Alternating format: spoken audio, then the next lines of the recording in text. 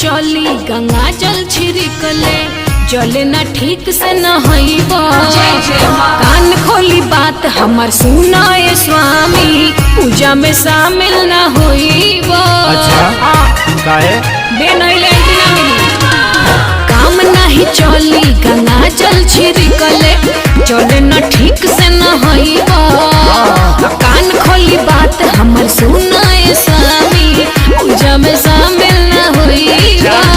भगती के भाव में अभाव नहीं चली, काम जनी करो बेढंगा। झूठो के धनिया करत बाड़ू पंगा, मन चंगा त कटौती में गंगा। झूठो के धनिया करत बाड़ू पंगा, मन चंगा त कटौती में गंगा। जय जय माँ।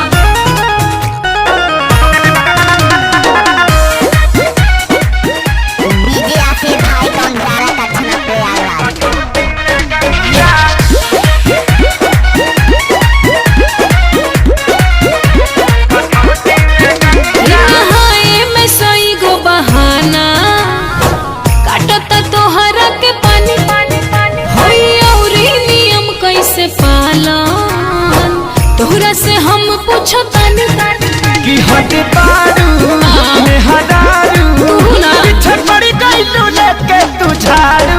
वो हट बारू तू डालल पे मारी चाहतारू। वो हट बारू तोहरा से कम दू लोटा पानी से का तोहर बिगड़ी, झूठे नु करो तार दंगा। झूठो के धनिया करत बारू पंगा, मन चंगा त कटौती में गंगा। झूठो के धनिया करत बारू पंगा, मन चंगा त कटौती में गंगा।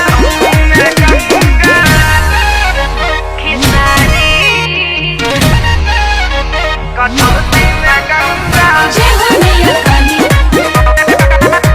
जय जय हो भाभी वाली।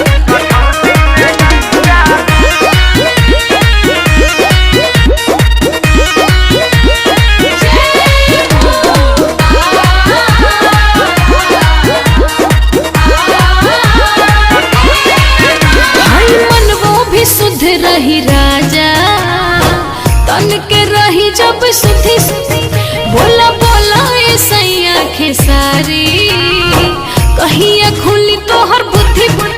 ए धनी प्यारी सुकुमारी, सब देखो तारी महतारी।